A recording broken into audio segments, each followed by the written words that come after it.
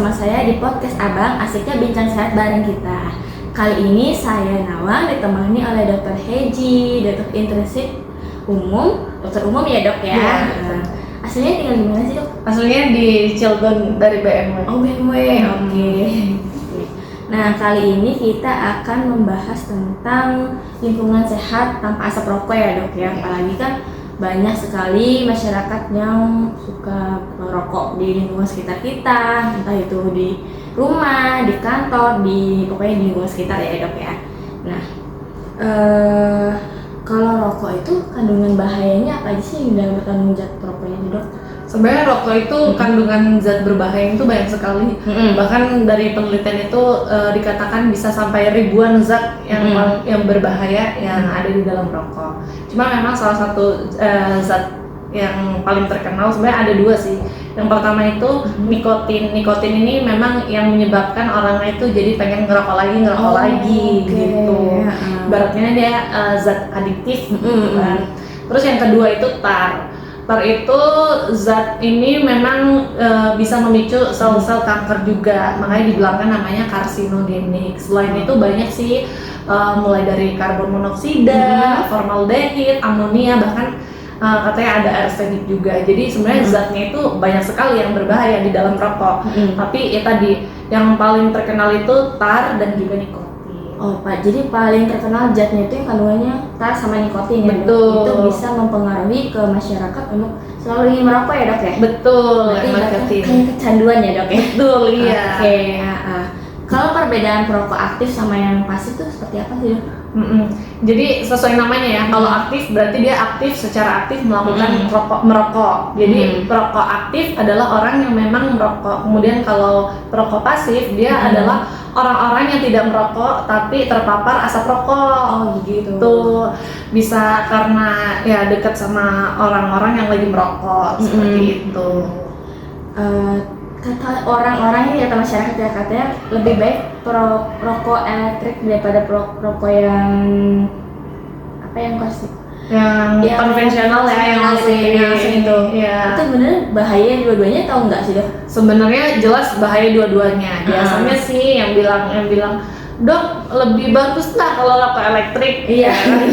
Ya ada memang ada sih yang ngomong kayak gitu. Katanya ada penelitiannya, tapi kan kita harus menelusuri lagi ya penelitian itu siapa sih di baliknya? Apa jangan-jangan yang mendanai memang dari pabrik rokok elektriknya? Oh iya bener kan bisa ya. Gitu. Jadi memang kalau dibilang berbahayanya sama. Justru malah kalau rokok elektrik walaupun tidak kelihatannya elektrik mah nggak ada asapnya dok, nggak bahaya, kalau kita deket-deket juga nggak bahaya. Nah nggak gitu, karena walaupun asapnya tidak terlihat, ada aerosolnya itu yang memang mengandung zat-zat kimia itu juga, tetap berbahayanya sama. Jadi tidak boleh merokok, mau rokok elektrik maupun rokok yang harus dibakar seperti itu. Untuk dampak dari asap rokok bagi kayak ibu hamil, bayi, balita atau orang sekitar tuh bahaya banget nggak sih dok? Jelas bahaya ya. Kalau sebenarnya kalau perokok itu kan beli rokok sudah ada ya di belakangnya ada tulisannya merokok dapat menyebabkan gangguan janin dan lain sebagainya. Jelas kalau merokok itu asap rokoknya bahaya bagi.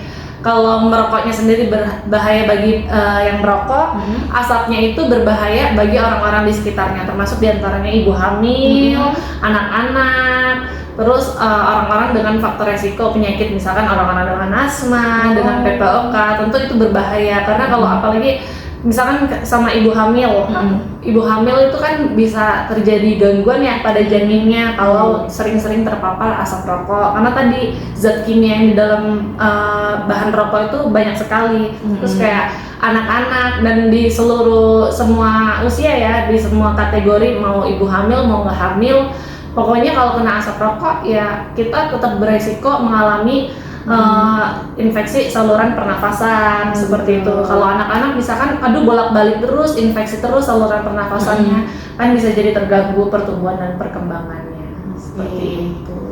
Untuk dokter nih ya, gimana sih caranya biar keluarganya itu ya keluarga atau anggota keluarganya itu tidak merokok gitu dok? Kalau supaya tidak merokok, yang pertama ya pasti kita memberi contoh yang baik dan kasih pengertian lah kalau Iya. dampak merokok apa aja sih kerugiannya, seperti itu yang tadi, mulai dari dampak kesehatan, dari faktor ekonomi juga ya. Rokok itu mahal, menghabiskan banyak biaya, kemudian nanti kalau orangnya sakit juga biaya keluar lagi, biaya untuk berobat, jadi cuti kerja dan lain sebagainya. Kan kalau kita pekerja juga nggak bisa lama-lama ya, nanti takutnya mengganggu pekerjaan juga, penghasilan jadi berkurang dan lain sebagainya. Memang dampak rokok itu sangat banyak gitu. Jadi kalau supaya gimana sih supaya kerabat kita, keluarga kita jangan merokok, yang pertama tadi beri pengertian dampak-dampak yang tidak baik dari merokok, kemudian kitanya sendiri jelas tidak boleh merokok. Jadi kita usahakan lingkungan yang bebas rokok dalam keluarga. Kemudian ya kita beri bantuan. Kalau misalkan keluarganya sudah merokok, ya berarti kita bisalah beri bantuan buat menguatkan tekadnya, kita kasih motivasi, dan kalau bila perlu kita temenin, ajak ke fasilitas kesehatan untuk dibantu supaya berhenti merokok. Oh iya, bener banget ya. Apalagi di Puskesmas Pulau Merak sekarang udah ada klinik UBM ya, sobat sehat. Jadi buat yang perokok mungkin bisa konsultasi ke kita. Jadi kita bisa mengarahi gimana caranya untuk proses pemberhentian rokok ya dok. Betul. Apalagi kan rokok kan banyak kan untuk biayanya ya, daripada buat rokok mending buat nabung buat sekolah anak ya dok ya. Bener banget ya kan dok. Nah oke.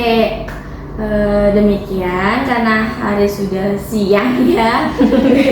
Pasti dokter habis pelayanan masih capek ya dok ya, pasiennya pasti banyak, saya juga bisa di lapangan banyak sekali pasiennya, jadi ya kita sambil nyambi podcastnya. Jadi oke, terima kasih untuk dokter Heji sudah berkenan. Saya Nawang dan dokter Heji, kita akhiri. Wabillahi taufiq walhidayah. Wassalamualaikum warahmatullahi wabarakatuh.